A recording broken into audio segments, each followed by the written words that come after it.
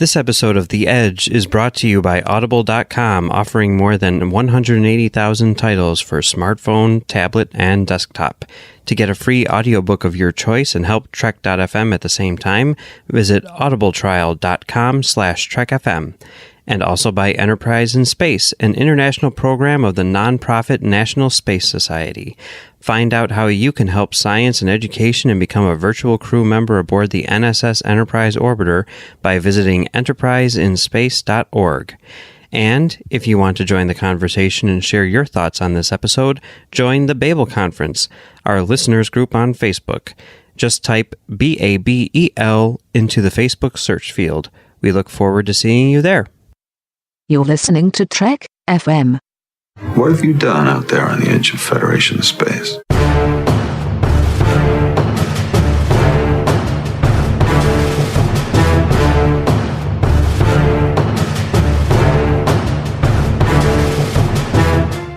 Live from the Edge, it's Friday night. Thank you to Chris for last week for giving us that line. Hi, everyone. I'm Bruce Gibson. Welcome to Live from the Edge. And we're happy to have you here to talk about Star Trek Discovery. And Brandi, Jackola, Jackola. Well, wait, what was the other pronunciation? The correct one? Jackola. Jackola is here. Yeah. How are you doing? Oh, I'm good. Look what I'm wearing. You can't see it if you're listening to this, but if you're watching right now, I got my Command Training Program disco shirt. Yes, brand new disco shirt. That is so quick that you got it that fast. I was surprised because every other time that I have ordered something Discovery-wise from the CBS store, it has taken 2 to 3 weeks. So, yes. It takes a long time usually. They must really like you.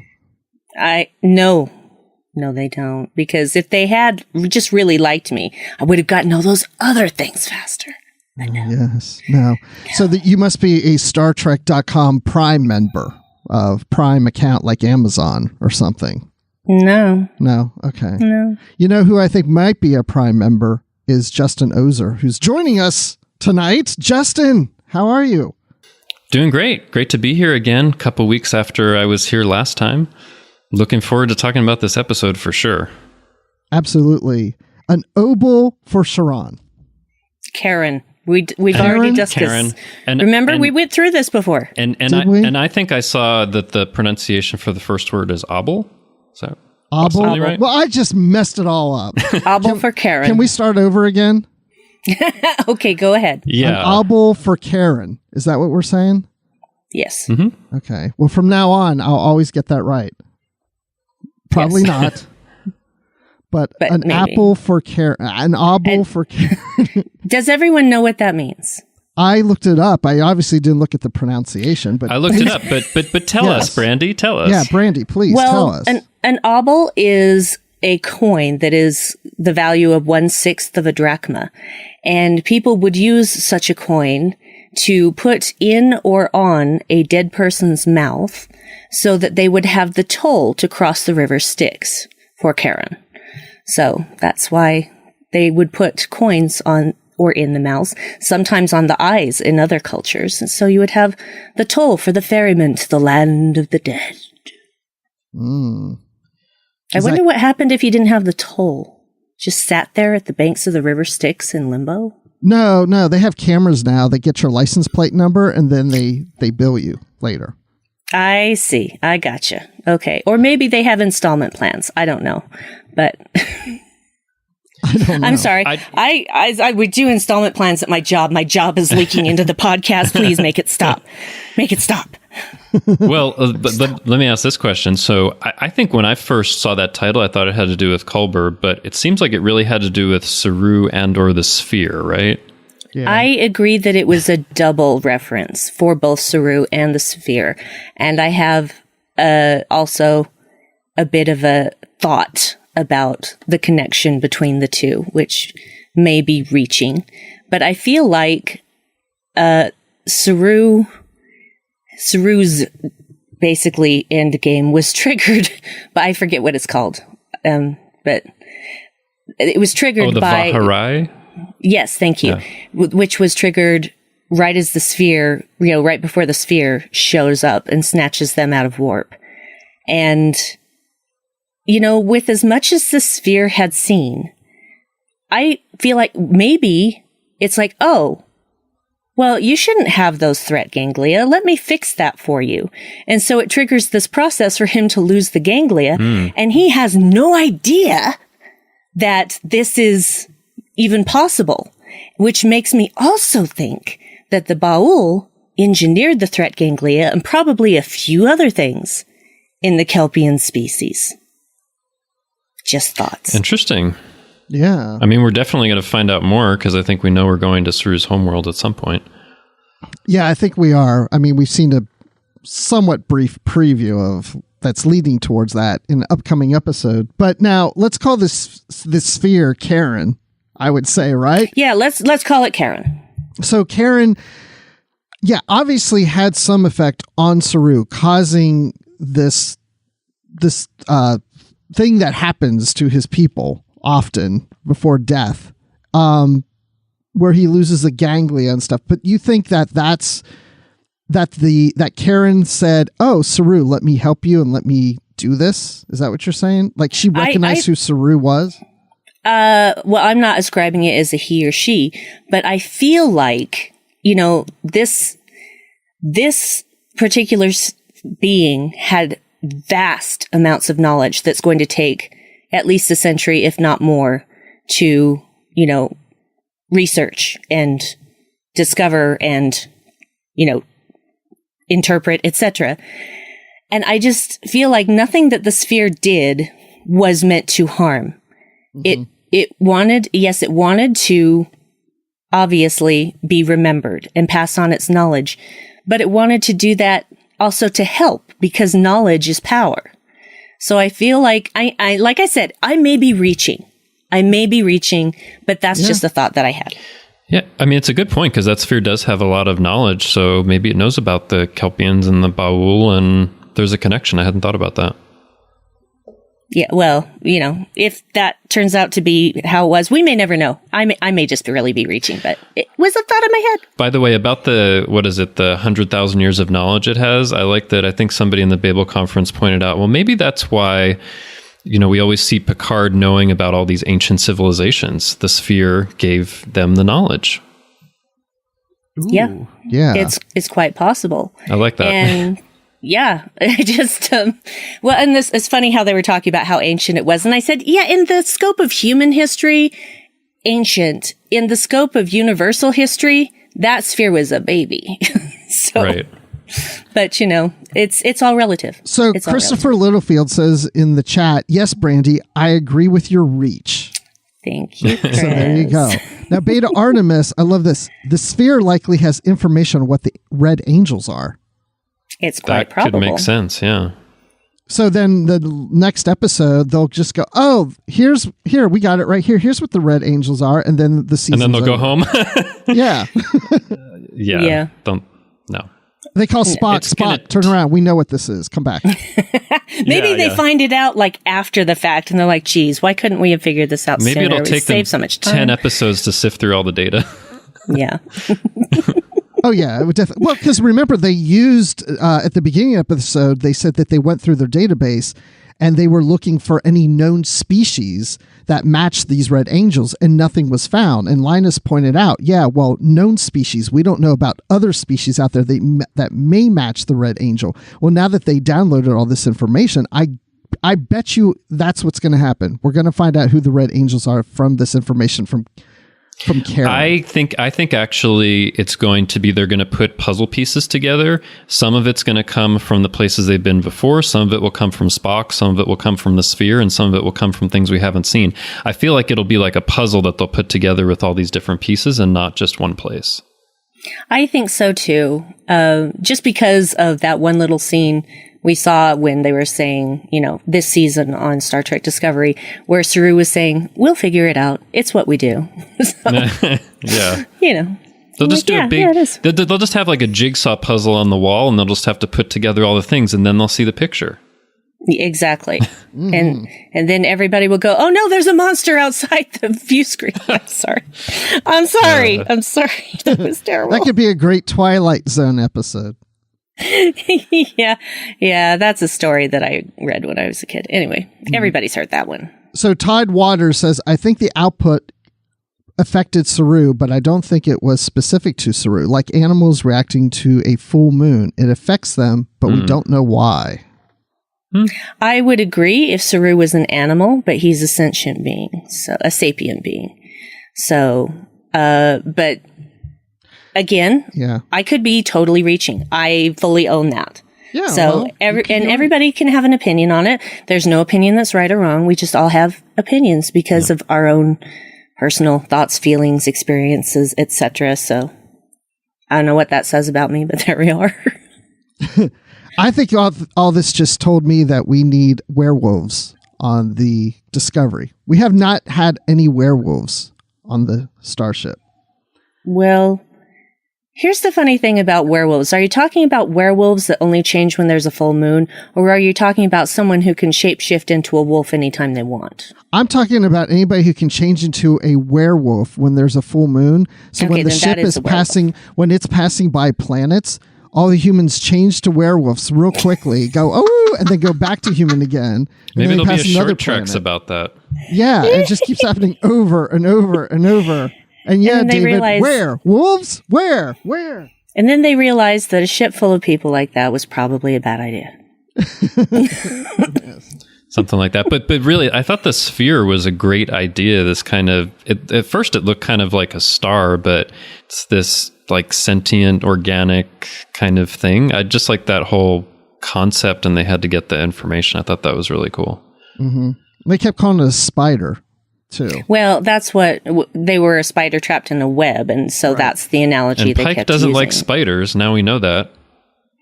You know, I'm with him on that. If it has more than 4 legs, I don't want to see it in my house. So, you know, if it's outside, live and let live. If you're in my house, you're going down the toilet. But what if it's a sentient species in Star Trek that has 6 legs? Well, if it's not a creepy crawly thing that's going to crawl into my mouth when I'm sleeping, I'm okay with that. Yeah, probably won't be. Yeah, then we're good. Yeah, I don't know. I'm just trying to think if the sphere, or Charon, as we're calling it, or the spider Charon, I wonder if the spider Charon has anything to do with any of these other red things. Where's my red thing? Because that was kind of a red thing, but it wasn't the red thing. It wasn't the red thing, and at first I thought, this kind of looks like a red thing, but I don't think it's a red thing, because that's just a little too convenient. But you know, it was basically heating up and about to explode like a star. And so heat is most often represented by the color red. So Dave and I already had a discussion about this before we did live. So he was just like, well, why did they make it red? That was confusing. And I'm like, yeah, but you know, most people associate red with heat and heat with red. So there was a lot of heat, like it was how many thousand degrees Kelvin before it basically went nuclear. So yeah, it's yeah, like I thought at first, like when I saw the trailers and they were going to see this sphere thing, that there would be a red light like we've seen before that would take them there, but we're not seeing that. I wonder if we'll get back to that and they'll see more of them, or if we, what do you think? Yeah, I need to get back to that, because I cannot form a pattern without 3 points of reference, and I don't have those 3 points yet. Yeah. So there are 4 points. That's all I'm saying. Well, 4 points is definitely a pattern, but I just need 3 to establish, and then the more points that I get will, yeah. Okay, so now the chat is saying care on. It's Charon. Yes, but we want to call the species, we want to call it Charon. It just makes more sense. Well, but in season 1 with the Emperor's flagship, they did pronounce it Charon. So exactly, there you go. See, Emperor as far Giorgio as Star Trek is concerned, at least in that episode, yeah. Yeah. But if we're talking about the pilot of the boat on the River Styx, it's probably, I don't know, it's lost to time, probably, the actual right pronunciation. So we'll just go with Charon or Charon. In Greece, it's Charon. Oh, it's Charon. I don't know. Okay. I'm making that up. Well, in the chat, Christopher D. Littlefield says the computer didn't pronounce it that way. Well, okay. There's different ways, maybe. It did through my speakers. My speakers are different, I guess. No, I don't Yes, well, computers are computers, and sometimes they say words differently than people would in casual speech. So, or even, I mean, if Alexa's talking to me, she's certainly not speaking the way a human would speak in many cases.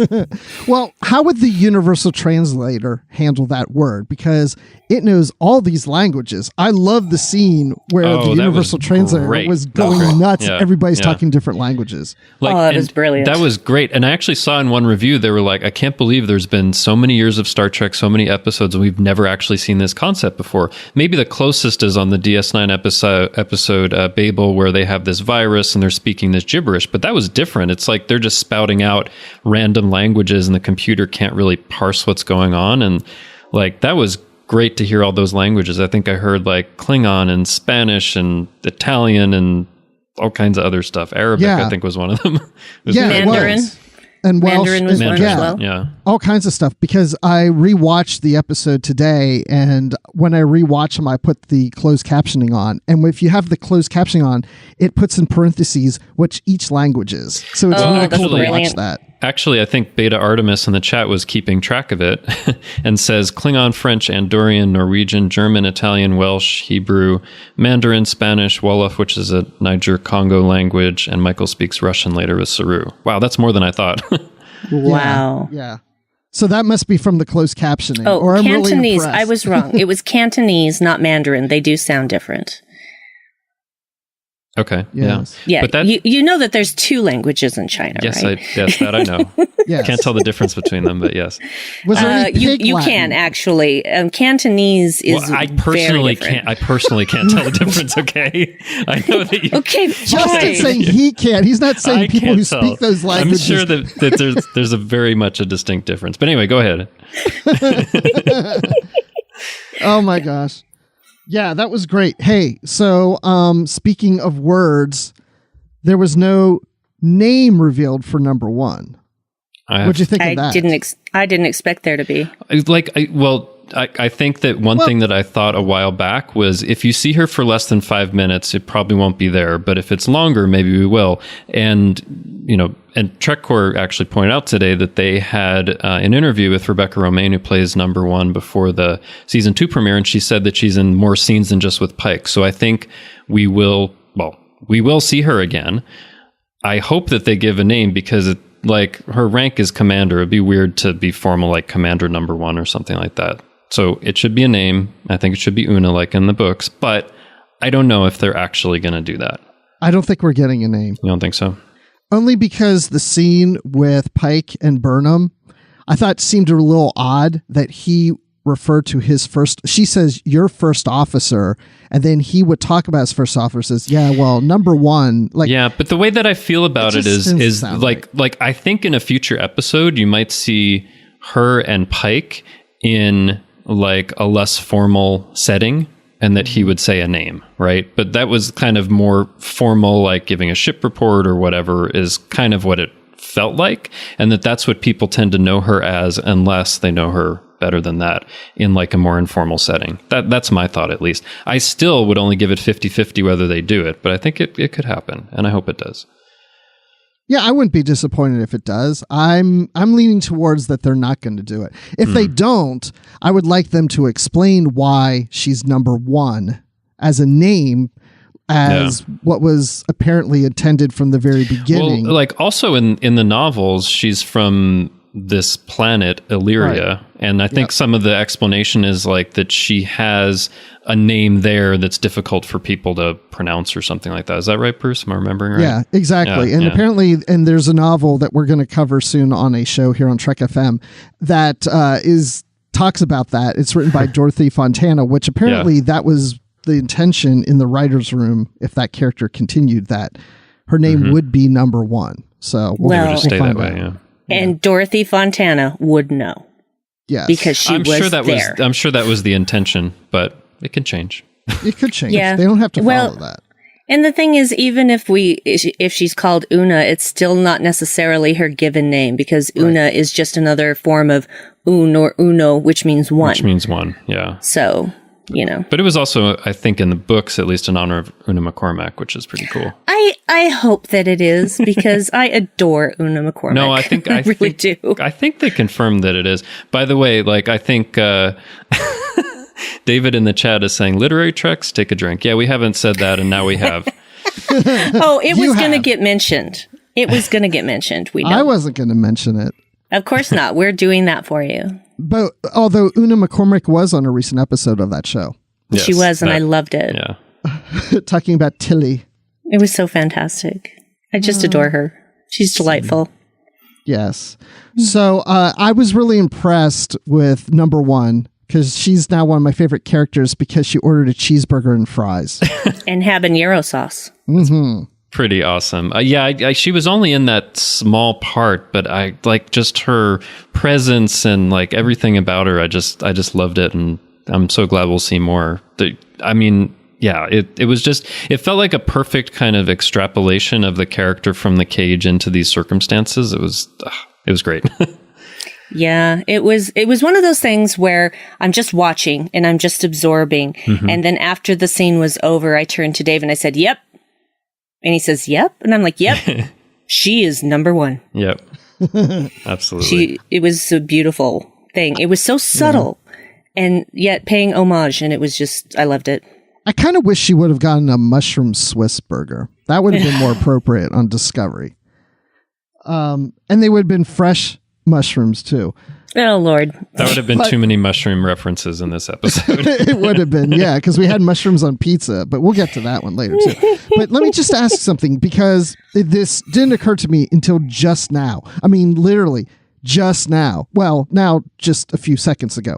But she mentions about the failures happening on the Enterprise. Mm-hmm. And she says, as if, like, for some strange reason, it's the only starship that's having this issue, that's having these failures. Yep. And I'm wondering, is this their way of retconning why the Enterprise looks less technically advanced than other starships, that there's something they're going to have to change in the Enterprise with all the equipment? Because, Pike even talks about taking down the holograms. Yeah. I mean, maybe that's a side effect, but I think the main thing is, I think these Red Angels are very powerful, and that they specifically did this to the Enterprise so that, but I don't know why it would be Pike specifically. Like, if you just need the Discovery and the Spore Drive, why do you need Pike or something to happen to the Enterprise? I don't think that's been explained. So it feels definitely like, because they've said it a couple of times, there's something intentional that's happened, but we don't know by whom or why, I don't think. Yeah, I agree with that. Again, I just don't have enough information. But it seems like that it is all part of a plan. Now, I can't say to what end, and I can't say why these specific people were needed unless there is some kind of precognition involved. And I just don't know. I don't have enough information. I can still guess it's the Iconians, but I still don't have enough information to say, that's my fully formed thought. Yeah, we definitely need more information. And actually, like, if I think about, where we were, like, last season in episode 4, it wasn't too long after that the people were like, Ashes Voke, and like, it took a while for that to reveal. It feels like this season, like, they're doing it in such a way that nobody really has a grasp on what's really going on yet. Does it seem like that? Yeah, it's a mystery, and I don't think that we're going to get a very clear picture until we get connected to Spock.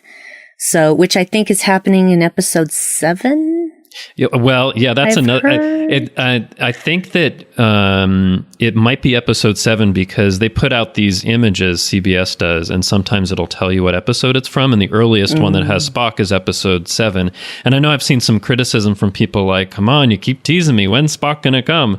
And it may be a little bit longer, but like, I don't care. Like, he'll get there when it's right for the story, is how I feel. But I mean, it could also surprise us. He could be there next week. Yeah, well, the thing is, I don't know why people have such a problem with anticipation? these days. Sorry, I anticipated your word. Yeah, it was a Rocky Horror Picture Show joke, but anyway. Yes, okay. It's been a while. Yeah. Let's do the time warp again. Okay. Anyway, sorry, the lyrics started going in my head, and I was just like, I guess, and a step to the right, put my hands on my hips, and put my knees in tight. And anyway, sorry, but yeah. So I have completely lost my train of thought. I was going to say, what were you talking about? My thought train has derailed, thanks to you, Bruce. People really get like antsy and anticipating, like they keep talking about Spock. Where is he? But like, I'm fine. Like, I feel like I'm going to trust that they're laying out the story in a way that he'll be there at the right time. And I don't care if they have obstacles on the way. Like, obstacles happen to your goal. So yeah, I don't know. I am fine with the buildup. Yeah, because that makes it so much sweeter. I mean, come on, guys. I don't tune in every week to go, oh, is Spock going to be here this week? I'm just waiting for it to happen. Yeah. No, I'm enjoying everything as it's coming. I'm ready for Spock whenever he gets here. If I want to see Spock in every episode, I'll tune into TOS. I mean, right. I don't watch Discovery for Spock, you know? And select movies and select Kelvin timeline movies and select episodes of Next Generation and animated series and Deep Space Nine in my head somehow. Yeah, sure. You know what? You can work them into your headcanon. Yeah. And Mission Impossible, the old series. Oh wait, that was the actor. That wasn't Spock. Yeah, that was Leonard Nimoy. Undercover time traveling Spock. No, he was so much fun on Mission Impossible. Good times. Yeah. Yes, I've watched the old series. Good for you. Good for you. So Chris in the chat, who was on last week, says he has a question for the panel. Do you think by the end we will see Pike in the Enterprise chair? I will say, I sure as heck hope so. I would love that. You know what? That's one of those things where I almost feel 50-50. Like maybe they would do that and show the bridge, or maybe they wouldn't. But I tend to think like whenever you think about Discovery and will they take the risk to do this or that, they've usually done it. So I'm going to say yes. What do you think, Brandi? My guess is that probably so. Honestly, I'm fine either way. It would be thrilling to see him in the captain's chair on the Enterprise. It would be thrilling to see the inside of the Enterprise. We saw a little bit with Spock's quarters. A little bit, but yeah, that wasn't indicative. That wasn't like seeing the bridge, which everybody is familiar with. So it's, you know, I don't know. I tend to think, you know, like I said, when it's something risky that there's going to be backlash on, Discovery has done it. So I think they'll do it. Yeah. Well, you know, and that's fine. Like I said, I'm good either way. It was, Nimoy was in TJ Hooker. Oh yeah. Well, Sorry. For like one episode, I think. Thanks, Trabuzio. Appreciate you. Yeah, I'm fine either way. But it's one of those things where I'll love it if they do it. I'll love it if they don't. I'm fine. But I think it's one of those things where, like, if they're going to do that, that's a separate set that they're building, well, or maybe redressing in some way. And I feel like if they're going to do something like that, maybe somehow you'll see it for a couple of episodes and you'll see Enterprise and Discovery team up for a little bit in the last couple episodes. I don't know. I think that would be really cool, but maybe that's just a fantasy. But I think if they are going to show the interior, it shouldn't just be for like 2 minutes with Pike in the chair. That's a lot to build just for, a short. I mean, they could redress like something, but still, I don't know. It still won't look right. Either that or they do some kind of green screen thing and it's not an actual set. Yeah. So if it's like really brief. I don't know. I don't think they can get away with doing a green screen thing. No, I don't just think you'll be able to tell. So. I'm just saying if it was a like very brief scene where it's just like one camera shot at a distance, like there's the bridge and that's it. Let's fast forward 10 weeks and find out. Oh my. Yeah, maybe we might see Spock by then. Well, I think we're definitely going to see Spock within 3 weeks by episode 7. It won't be long. Yeah. Well, I'm just ready for more. Absolutely. As per usual. What about Commander Nan? We got to get her name. Love that. It's Non, not Nan. Nan. I'm thinking about my nanny. No, it's not your nanny. It's Non, like the bread. Non. Yeah, Non. I was so happy about that. I actually really, I mean, I know we've only seen a little bit, but I really enjoy the character. Plus, I totally didn't realize this until it was pointed out on social media. She actually has like kind of a skirt scant variant of the Discovery uniform in one scene, which is cool. Yeah. Oh, I'll have to go back and I probably saw it, but didn't register. Yeah. But do you think that she's like head of security or something?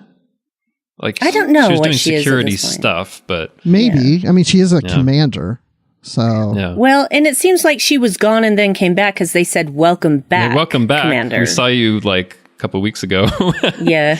You've been gone for a while. yeah, so I guess Discovery went back to where the Enterprise was because that's why we see number one come on. I think so, yeah. Mm-hmm. Now Nan. Okay, yeah. None. No, my nanny. Your nanny? Kidding. Hey, Nani. I'm sorry. Non. Oh. But anyway, it was great to see her for sure. The flying non. Yeah, it was the episode of characters we haven't seen since episode 1. Linus talked. More Linus not speaks. Linus. Isn't That made me Linus like happy. one of your favorites? I mean, he's so cool. I love Linus. He's great, yeah. Who can't love Linus? I know. I have a cat named Linus that I love, so whenever I see Linus on screen, I'm like, oh, like my cat. Oh. And he was talking about how he had a cold last week. Yeah. And it sucked. It sucked. Yeah, because he has 6 nasal passages. Yeah. That's a lot of opportunity to be stuffed up. Oh, it was probably horrible. I only have 2, and when I get a cold, it's a nightmare. So, yeah, or maybe Linus. they're just like backups, like when a couple are stuffed up, some others aren't. Could be. But I wonder anyway, if that they'll was work cool. something in a scene at some point where Linus takes his blanket, like Linus Oh, from jeez. Peanuts or something, where he just says something like, "Oh, that's my blanket." Bruce, you have to write your fan fiction for that. I know, Yeah. really. Please shouldn't do. I? Get on that, Bruce. Okay, I have to cover one thing that really bothers me about this episode. Okay. So after the sphere, Charon, has not taken control of the ship, but basically a lot of systems are down, and Saru is being helped to sickbay by Pike and by Michael. And then they're talking in sickbay, and Pike and Michael are helping Dr. It's Pollard, right? Yeah, Dr. Pollard with this patient who's got a horrible belly wound, which can be fatal. Yeah. And they're working, but then they stop working and they're just chatting while they have their hands on this guy. And I'm like, excuse me, dying person beneath your hands. You know what? I thought Shut your mouth. Yeah, but they're like, this is an extra. We don't care about this person. You know, I thought about that a little bit because I thought maybe it was weird, but I don't know. Maybe they must have enough training to know what they need to do and when they can just take a pause or walk away, apparently, that everything's fine. I would like to believe that, but I don't. And so when I thought maybe I misinterpreted the episode, so I watched more closely the second time, and I'm like, nope, they're just standing there. They're no longer actually doing anything for the patient. They're just standing there and chatting, and Pollard's chatting too, and it's just like, yeah. Well, they Both like times- I don't know. They like to chat a lot on MASH, and they keep operating know on what? people. So my husband Right. brought up the same point, but here is the thing. Their focus was not on each other. Their Right, it was on the focus patient, was on the patient. And that was not the case in this conversation. Nobody was looking at the freaking patient. Both times I watched it, every time that scene started, I'm thinking that's Saru, that they were over. And No, then it's Saru makes a comment later. I'm like, oh, You're wait, like, oh, that's nope. not Saru. no, it's just some random person who's affected by the stuff that blew out. I guess. I don't know. We don't know how they got injured or what happened. Like, yeah. Well, it happened after there was all these charges and electricity going through the ship. So I assume something happened. I figured an alien busted out of its chest. No, And it's is too running high. around It the was ship. the wound was too low for that because it was like a low belly wound, which is way more dangerous because a perforated intestine usually means death. So, Well, that's yeah. that. You're just assuming this person is a human. I didn't see them well enough to know that. Their organs can be in different locations. Okay, An fine. alien did not pop out of the chest. Pretty sure. No, alien did not pop I out think of it was the a chest. baby Linus that Oh, popped Lord. out and is running around the ship sneezing on Oh people. no! Stop! I don't want that image. And now it's there. Now it's there. there. Why? It's Here, I'll replace the image. Okay. With Jet Reno. Jet Reno. Okay. Uninsultable. She's awesome. Uninsultable. It's a great word. Yeah. Yeah, that was just funny. I enjoyed the two of them biting back at each other, and then all of a sudden there's a problem to solve and they're on the same page. So, but yeah, let's talk about that whole thing. That whole thing with Stamets and Reno and Tilly. Let's get into that. Okay, let's get into that. Do you have an issue with that? No, I don't have an issue with that, but apparently a lot of people did. Oh, really? I haven't heard this. Apparently, seen a little people bit. did not like the drilling thing. Now, of course, I didn't like the drilling thing, but I understood why it was done that way. And honestly, if someone was drilling into my head with like a Black & Decker, I would have been screaming my head off. Tilly barely makes a sound. She's just like, Starfleet training. and then she's fine.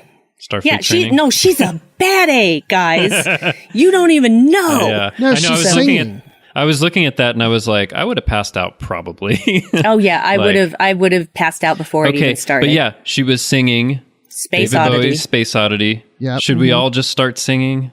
I'm No, let's- prepared. let's- No, No. I think we just want you, Justin, to sing. Okay.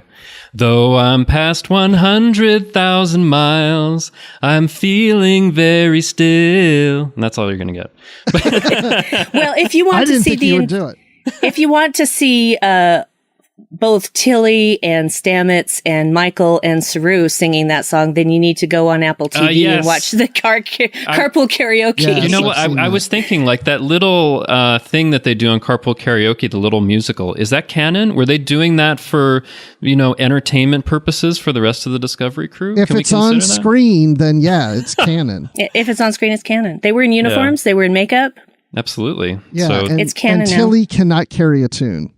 No, she's all right. She's not a singer, but I've heard far worse.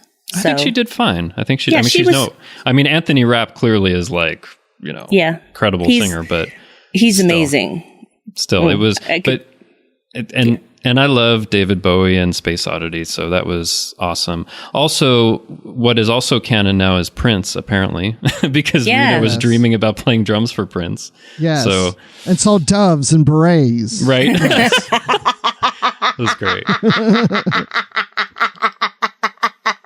It's pretty fantastic. You know, like- there was a lot of 20th century references. I thought Tom Paris really should be on this ship. He would have a field day.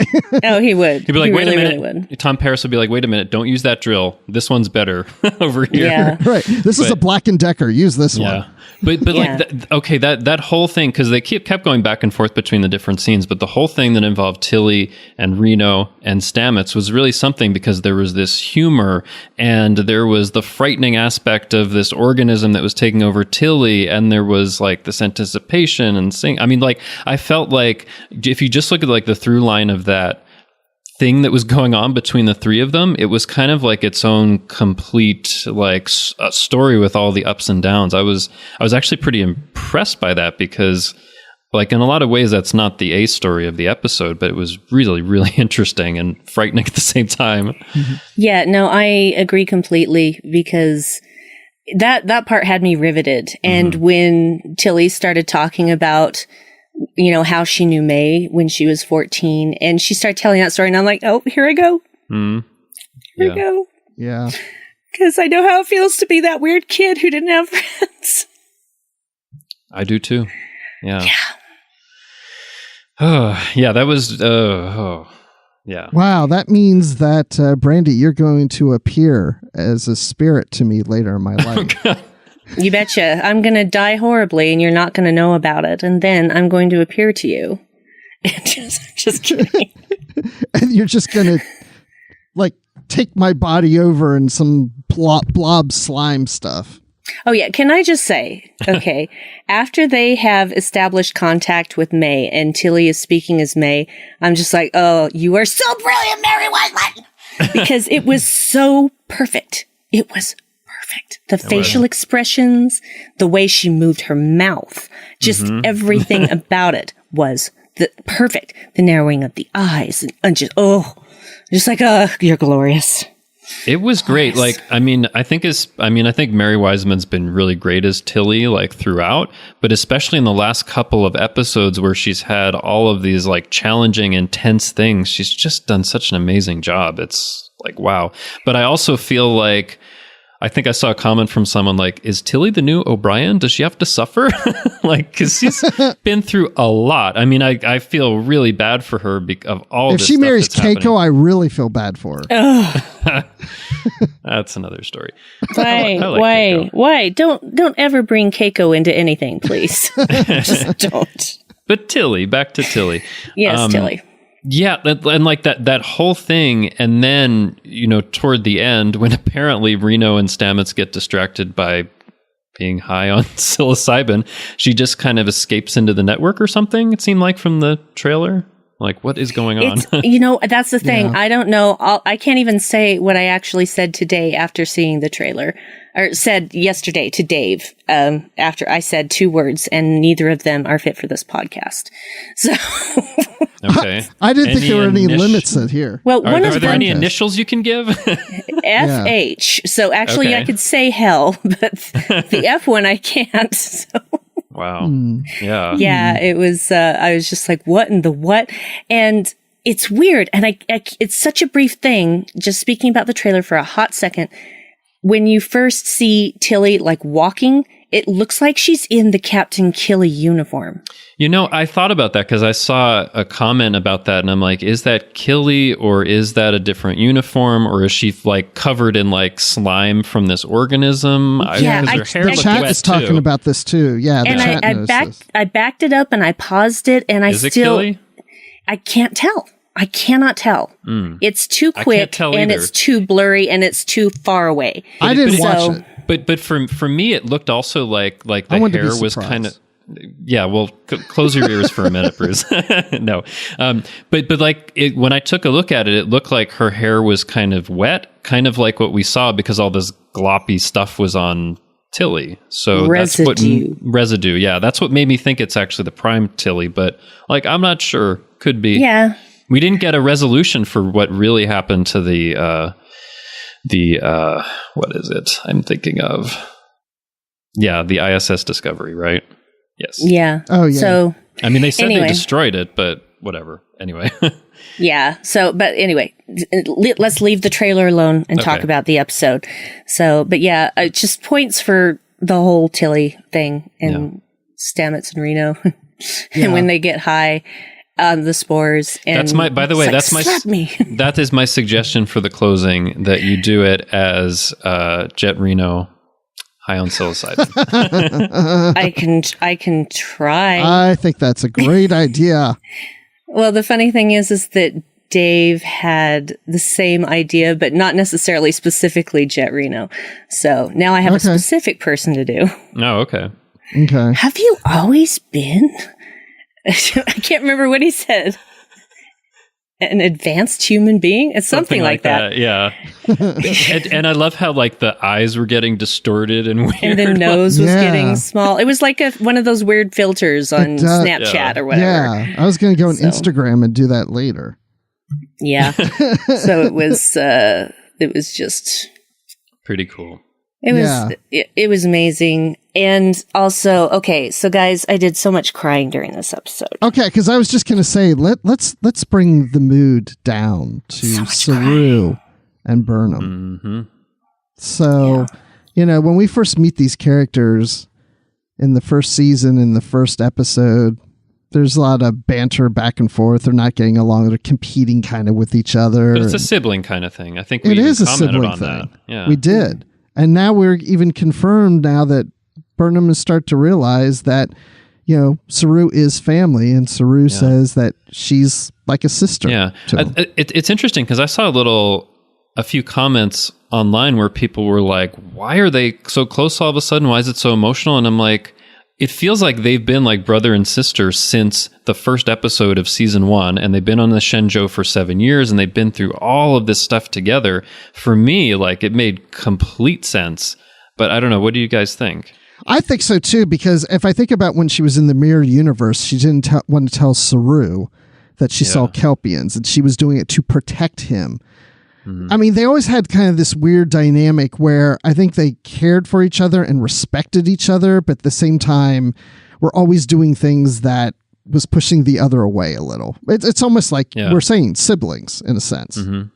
Yeah, well, and that tends to be Michael's MO whenever she doesn't want to hurt a sibling, is she hurts them in a different way by withholding something or, making up a falsehood or what have you. Because we still don't know what she did to Spock. But, she's protective of those she loves, and she would rather push someone away than have them be hurt because of her. And yet she still hurts them by pushing them away. Yeah. She's learning. She's getting there. She's learning.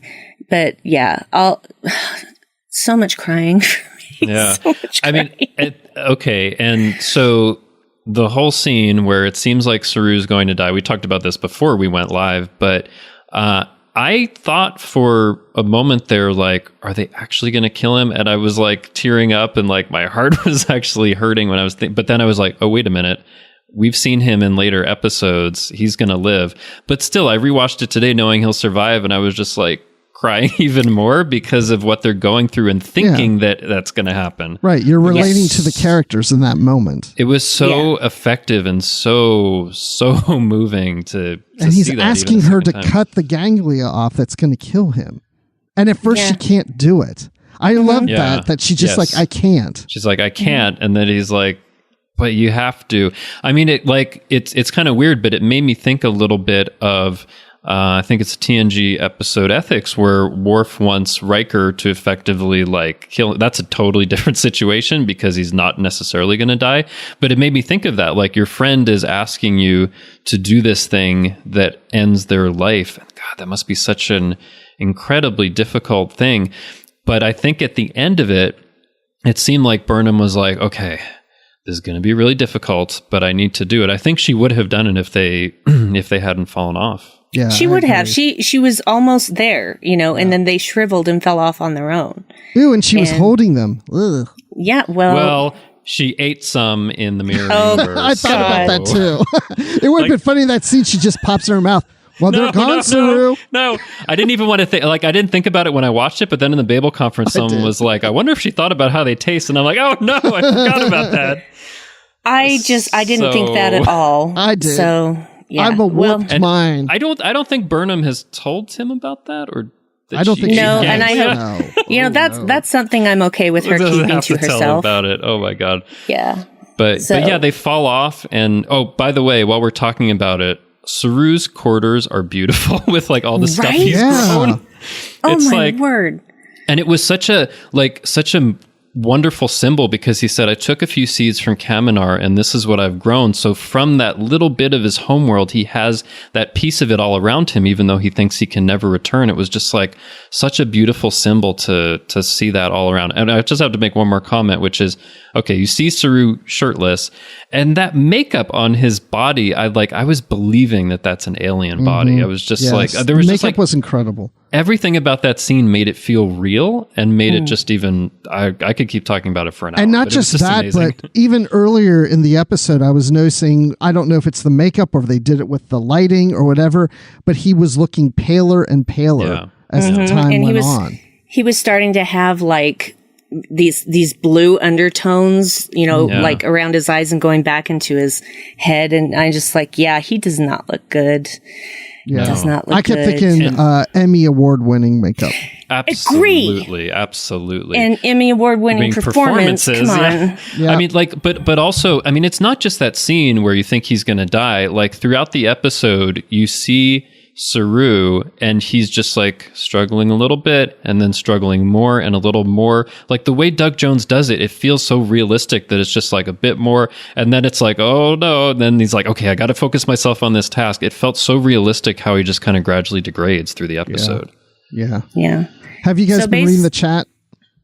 Yes, somewhat. Yes, someone, I don't want to read that last one, but yeah, come on, Chris. But yeah, people were talking about how the quarters were one of a kind, and Yeah, and it reminded someone else when Worf asked Riker to kill him. So, but like, yeah, I mean, okay. So what's really interesting about this episode is there were really 3 plot lines. There was the plot line with the sphere, there was the Burnham-Saru thing, and there was the Tilly thing that was going on, right? Yeah. And there were 3 plot lines last week. There was the Klingon one, the Section 31, and the, what am I forgetting? Klingon Section 31. Oh, gosh. Also with Tilly, and right? the Tilly command training program. And like it's interesting because I saw a lot of comments last time, like, oh, they put way too much into it. But I didn't see that this time. I mean, maybe for people's taste, they balanced it a little better, but I don't know what. I mean, I thought both of them worked great and this one even better. But what do you think about how they balance like really 3 different plots that were going on? I thought it worked well. I mean, it didn't feel awkward to me or anything, that it wasn't flowing. It worked well. No, it worked perfectly. I wasn't even consciously thinking about there being 3 stories, even though on some level that I knew that there were 3 stories going on, because each one was a complete story, but they melded together so perfectly because each one had an effect on other things going on in other stories. So yeah, I just basically for me, I cried when Charon exploded. And I just kept on crying until basically the end of the episode. There was just crying. It's like tears going down my face, down my neck, into my shirt, etc. Yeah, it was even during the parts that they were all high and woo. Were you crying during that? No, that wasn't a crying thing, but I was starting to feel very scared for Tilly, and I cry when I'm scared. I cry when I'm happy. I cry when I'm sad. I cry when I'm scared. I cry when I'm angry. Basically, crying is my go-to function.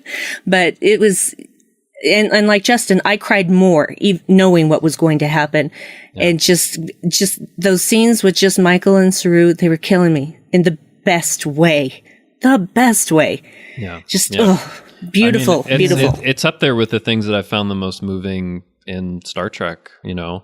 I mean, I think I saw people saying that, the Burnham-Saru thing made them feel on the level of when you see, like Spock dying in Star Trek 2. And I tend to agree because it, like, I don't know, there was just like everything that was built up in it was just like, so good. Yeah. I mean, I felt emotional. It really did. It touched me the whole episode.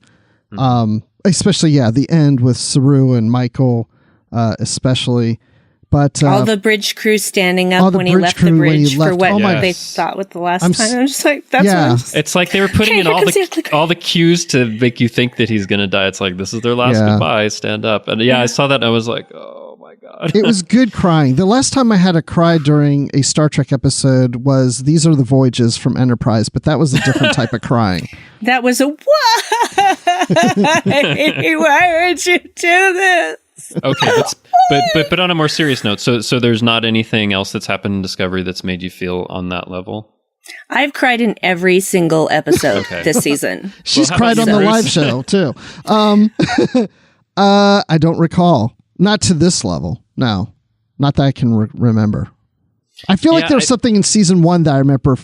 But I probably the thing that may have affected me the most in season 1 is when Giorgio dies, because I just it wasn't that for me. But it wasn't quite the same level because, like with Saru, you've been with him for all of these episodes, and maybe that's a little bit different. Yeah. No, I don't remember when I got emotional once in Discovery, but it wasn't Giorgio's death. I don't know. I have to go back and listen to the other Live from the Edge episodes to hear if I said. Okay, that's your homework assignment. We expect you to report back next week. Yeah, but I usually cry on live when I watch Brandi cry. It's sad. Well, I'm really good at crying. I could bring on the tears right now just thinking about it. So, but I won't. Well, that's depressing. Okay. I don't want this to be on a down. No, it's not a down thing. I know. I was crying at the beauty of it. The first time I was crying because it was painful. And the second time I knew what the end was, even though I really knew the first time through. But the second time I knew what was coming. And so I'm just crying for the beauty of it all.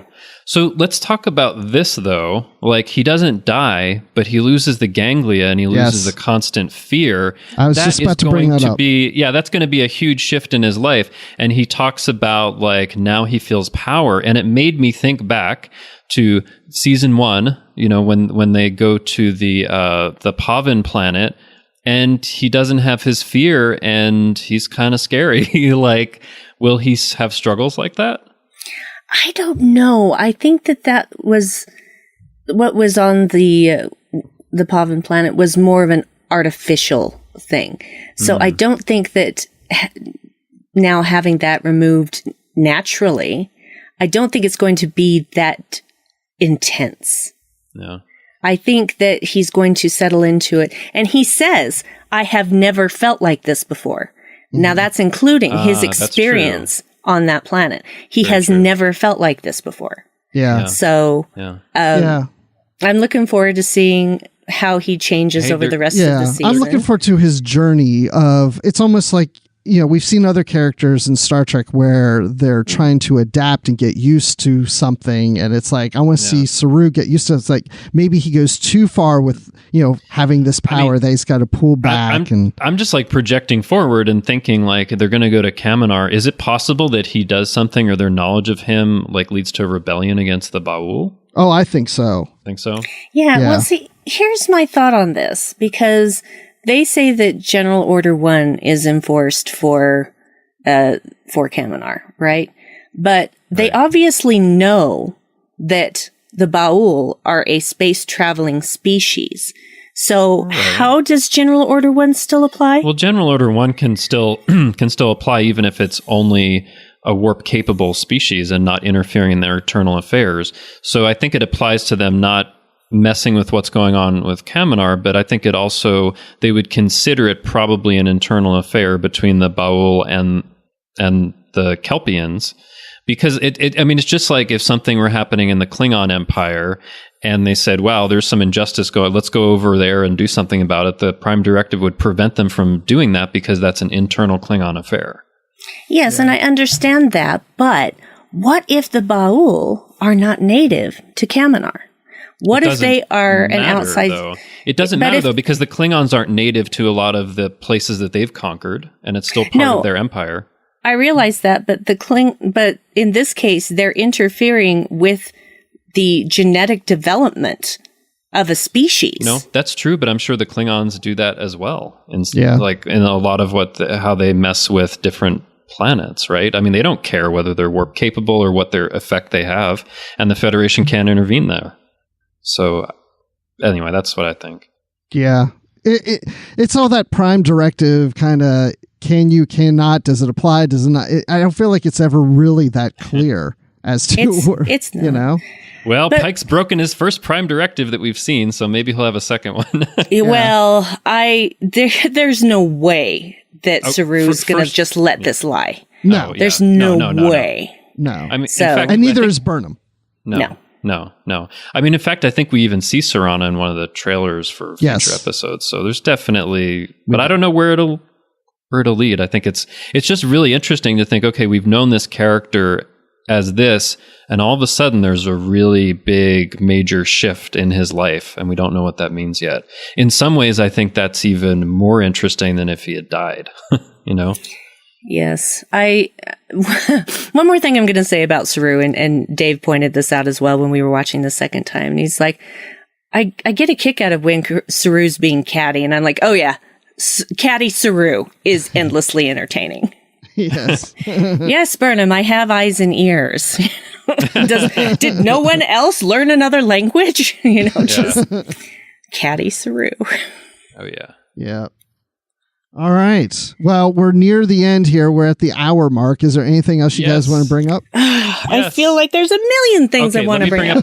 A couple things. So, first of all, the scene in Pike's ready room where they're kind of around the table and talking, it definitely reminded me of like Next Generation Observation Lounge or original series briefing room. That was really cool to see, and to see them kind of talking and chatting. And I kind of hope we get more of that. So that's one thing I noticed that I really like. Let me see if there's anything else. Sorry, I'm going to look through my notes You guys have notes. anything else? You have notes? I do make notes because too. I want to remember. Okay. How about the Giuseppe? Yeah. Well, and like when I watched it I usually don't watch it with the closed captioning, so I'm like, so what is that? Giuseppe. Yeah, I think Giuseppe. I saw it.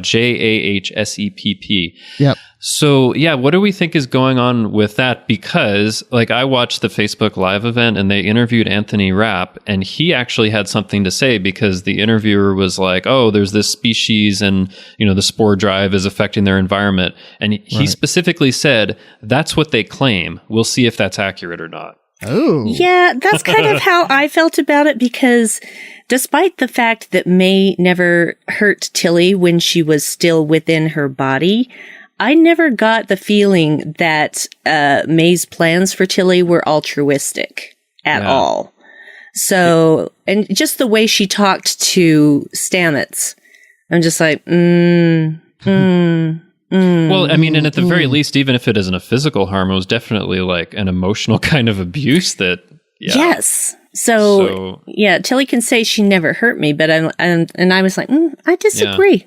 Yeah. Maybe the Giuseppe are in league with Captain Killy to be able to enter and take over the Prime Universe. Dun, dun, dun. Well, yeah, because you think you saw Killy, so could be, right?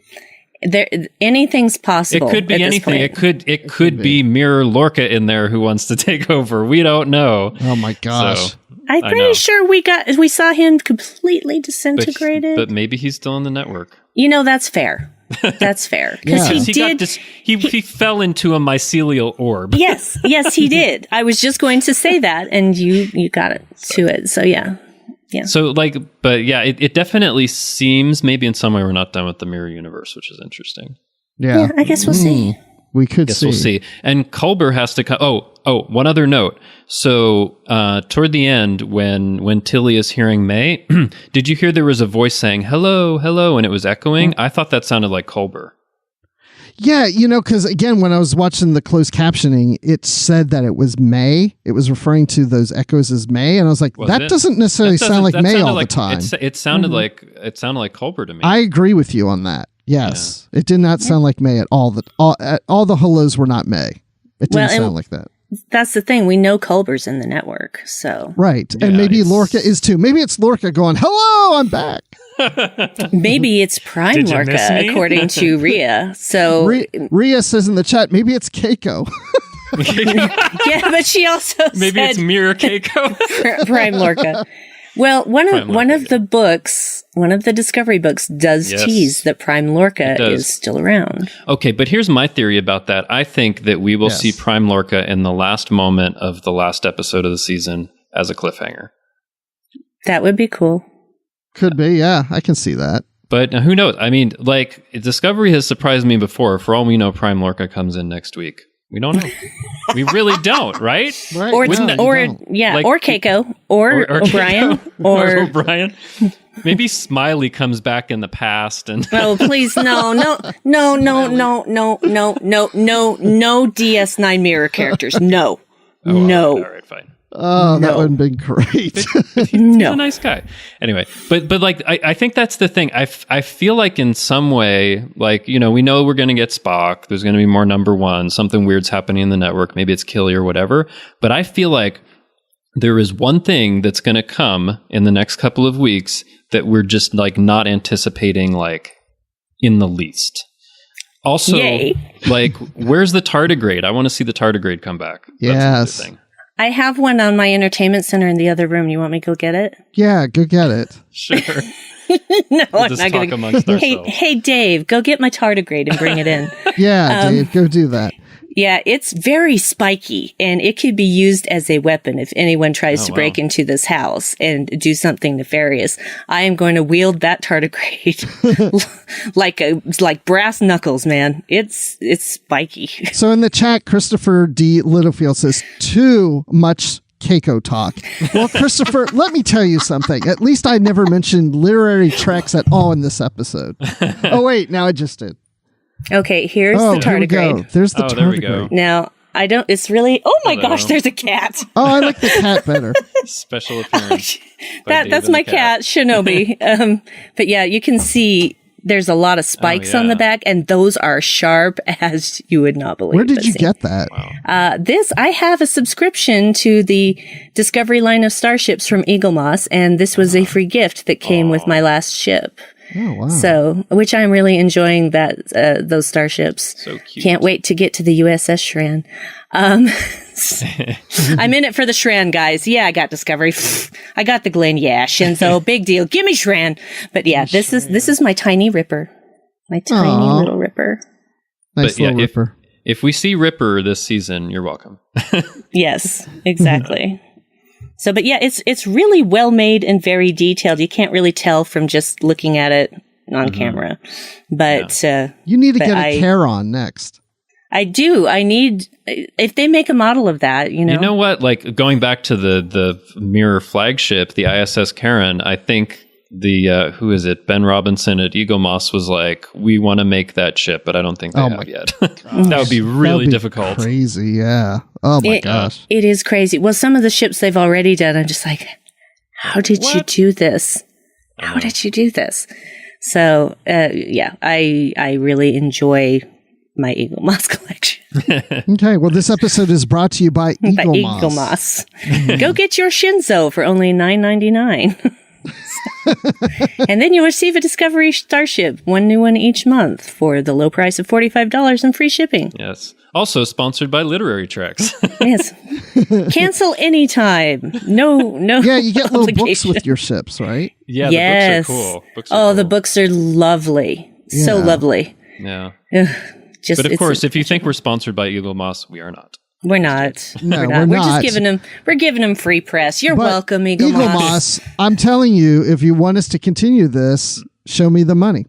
Next Yeah. time we'll do it. We'll keep going. Yeah. So anything else, or we good? Did you have anything else, Brandi? No, I cried so much. There was so much crying. My eyes are Inside. actually kind of stinging from all of the crying that I did. No. Which, no, don't be sad. Crying is very cleansing for me, and it feels good when I can just let my true emotions out like that. So I really was, though, trying not to sob, because there was almost going to be audible sobbing. It for is a good bit. to cry. It's good to get it out. I keep telling my boss that. It's okay that I'm crying right now. Yeah, it And is. my boss It's is okay to like, cry. just get out of my office. Yeah, there should not be Wow. this stigma about crying. And, you know, I'm breaking it down one uncomfortable person at a time. I'll just cry in front of all of you. Okay. Well, all right. So, Well, should we ask people in the chat what they think? yeah. Yeah, rate it. How 1 do to you want 5 them stars. to rate? We'll Yeah. just do the scale from 1 to 5 or something different. 1 to 5 1 to 10 to Charons. the 6th. 1 to the 10 to the 6. No. No, rate it in sixths of drachmas. So from 6 is a boy. full drachma, 0 is obviously no drachma, 1 out of 6 is an obol. So there Oh my gosh. Okay. I don't even know how to do this now. Yeah, well, however Yeah. you want to rate it, let us know. yeah. Just let us know. Yeah. Make it up yourselves, kids. You can do it. I have let us faith know in how you. much you like it. Yeah. Yeah. Rate Yeah, in yeah, in obols or Obols. whatever you Obols. want. Yeah. Whatever you want. Yeah. 6. There's a 6. Okay, I think 6 is the top number, so.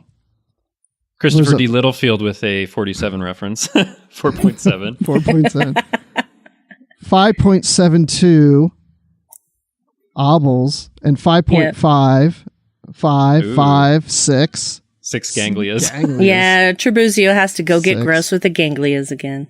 Okay, so it's all pretty high. We've got Yeah. Yep. between 4s and 6s in here, so 5 seems to be like the average in there. So Yeah. Yeah. 6 for the singing. Congratulations, Justin. You got Oh, 6 thank you. and 6 shrooms. But wait. I don't know if it's for my singing or their singing. I think so- it's for your singing. Oh, well. We'll say it's your singing. It works for 11 me. out of 10, 6 sinuses. Oh yeah, there you go. I like that one. Perfect. Creative. Points for creativity. So, Justin, when you're not getting high on the Discovery, where can people find you online? Well, before I tell you guys that, and by the way, thank you, Chris. It was for my singing. Thank you. No, I just wanted to say, because I hadn't said it before, I love this episode. I think it's my favorite Discovery episode so far. Awesome. So, and before that, it was New Eden. So, like, they keep like getting it higher and higher. So, you can find me elsewhere on the network on Earl Grey. That's our dedicated Next Generation show.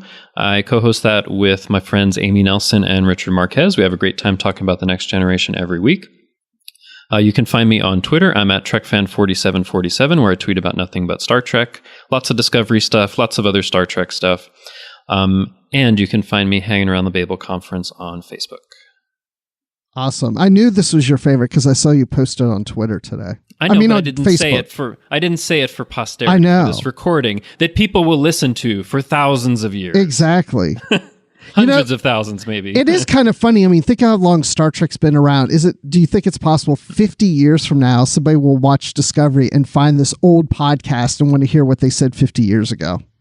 Absolutely. I mean, people look back at like interviews William Shatner was giving in 1966. So the answer is yes. Okay, we're not of Shatner's stature, maybe, but still, I think people will want to go back and find these things, just like people go back to like the old, fanzines and things, and they look at the letters and stuff. I mean, people still do that. It's crazy. Absolutely. So, hello, future. I hope that you've reached the utopia. Hello, future. I'm now 100 years old. So, Brandi, how do you rate this episode and where can people find you online? Oh, I can't rate it in numbers because it's really hard for me to do that with this season of Discovery because every episode has produced an intense emotional response in me. So I loved this episode. It's just melding those three stories together so perfectly was just masterful, in my opinion. And I enjoyed watching it a second time. And I'm getting to that point where I'm just going to go and watch all of those episodes again in a binge watch when I have time, because I just want to see them again. And I want to see them one after another and just see how it all fits together. But I'm loving this season. I loved season 1. I'm loving this season. They keep bringing it. They keep raising the bar. Can't wait to see what's next. 6 teardrops. Thank you, Beta Artemis. I rate it 6 out of 6 teardrops. Yay. That's good. All right. And where can people find you if they want to see you or hear you cry? Okay. Well, you can find me lurking in the Babel Conference as per usual. You can find me on Twitter at Brandywine12 and also now at Dark Amy Nose Rockets. That's right. Yes. So, it is real. It is real. It is real. And I'm using that account to only tweet about nerd stuff. And it's been a lot of fun. So I had like 7 followers in one day. I'm like, awesome. What? Everybody in the chat follow Dark Amy Nose Rockets. I saw that, but I didn't follow it yet. I'm going to do that right now. I mean, this should become a big thing. Unfortunately, Dark Amy Milk Nose Rockets was too long. It was too long, so I had to decide which one do I want more, Nose Rockets or Milk Rockets or Milk Nose, and it had to be Nose Rockets. And by the way, whoever is at Dark Amy is not Brandi. There is an at Dark Amy. It's not you. So remind us again what that handle is. What is it? Dark Amy Nose Rockets. Well, that's the name, but because of the restriction, it's actually at Dark Amy Nose Rock, isn't it? Yeah, it's Dark Amy Nose Rock. So you can only have X amount of characters in an actual Twitter handle. But it makes me think you're making rock music with your nose. But if only I could. Actually, I could. I could sing out my nose. It would be I would fun. think a nose rock would be a booger, but I don't know. or some bling nose ring. Oh. Look at this nose rock I got. That's better. That's better. Yeah. I wish I would have thought that. Okay. Sorry. What? Dark Corner Podcast. Dark Corner Podcast with my husband Dave. Yeah. Oh, yeah. Dark Corner Podcast with my husband Dave. And we talk about lots of stuff, nerd stuff, and I swear a lot. And it's appropriate. Yeah. And also on Warp 5 on the Trek FM network, talking about Star Trek Enterprise, which is very dear unto my heart. Oh, yes. I listen to that show too. And I appreciate that. I give this episode, I probably a 5.5 out of 6. Every episode this season is just top notch. It's just consistently great. So I have no complaints. But you can find me here on the network doing literary treks with Dan Gunther about the Star Trek books and comics, and you can find me doing the Star Wars Report where we talk about Star Wars. And of course, I'm always in the Babel Conference, and I'm on Twitter at Admiral_Rex. So this is the point where we do our closing. Before we get to that point, they have responded. You have 16 followers now, Brandi. Nice. Excellent. Well, yeah, because I'm number 16 or so because I just joined. I just followed you. Thank you. I appreciate that. I try to tweet every day. Sometimes I'm busy. Like today was crazy. I'm training a new employee. And so it's just like, anyway. So yeah, thanks and stuff. I guess you want me to do that thing that I do. Let's do that thing. Do that thing. Okay, let me see. Let me see if I can get into this. Okay, so. Oh man, be sure to check out our Discovery coverage throughout the week.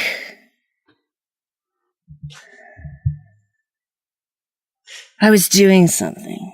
This may take 15 minutes. This is going to take too long. No, I got it. Live from the Edge. Airs on Fridays at 9 p.m. Eastern, 6 p.m. Pacific. Don't make me laugh. And our commentary. Guys, our commentary will be available as Tracks from the Edge. We're going to discuss feedback somewhere.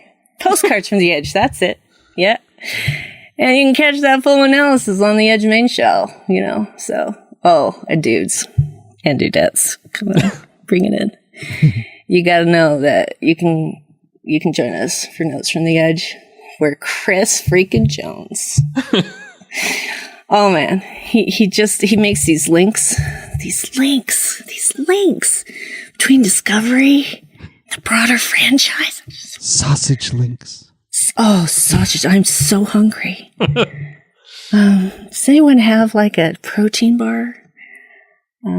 Sorry, I was doing this thing. Okay, so there's a Trek FM master feed, so you can find all the shows on that. It's all under the edge. It's like a big, beautiful umbrella. It just has all these things underneath it.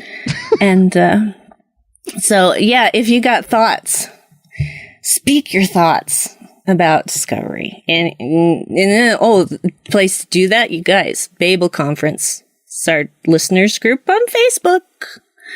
And Amy Nelson.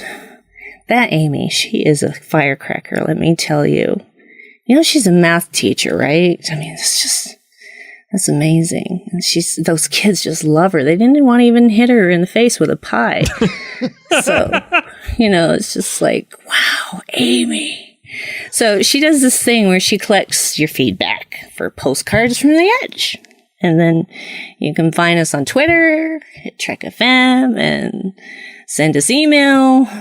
There's, that contact form, that thing. It's at trek.fm/contact. And if you choose to send to a show, choose the edge.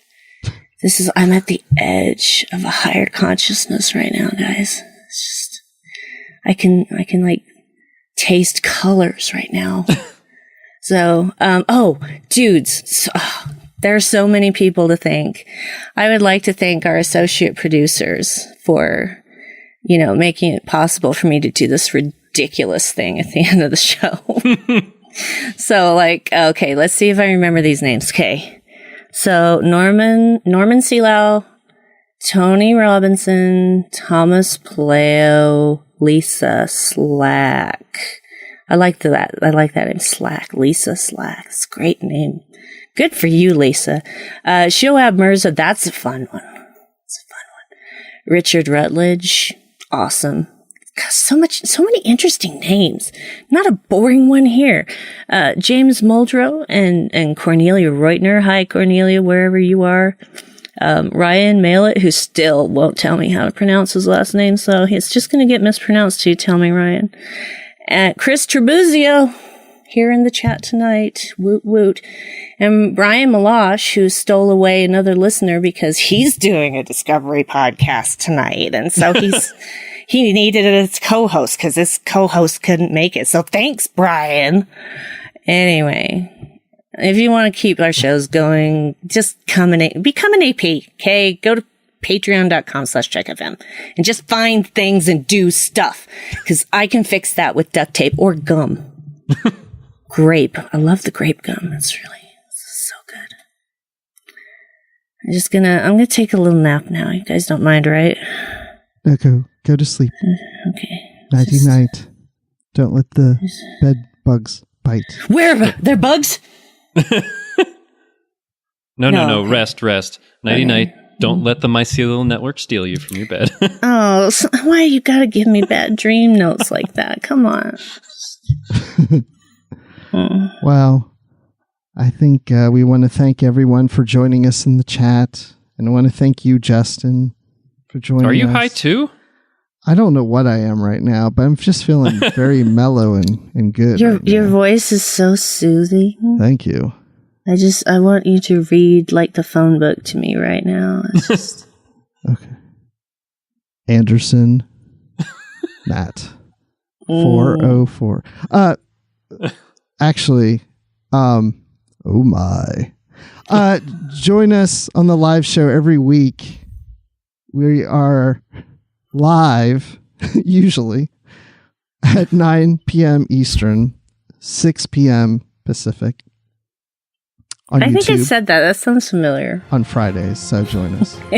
And I want to thank everyone for joining us. So, live long and prosper. And keep calm. And just go on. And I'm going to snap these guys out of it because I'm not high. Good night.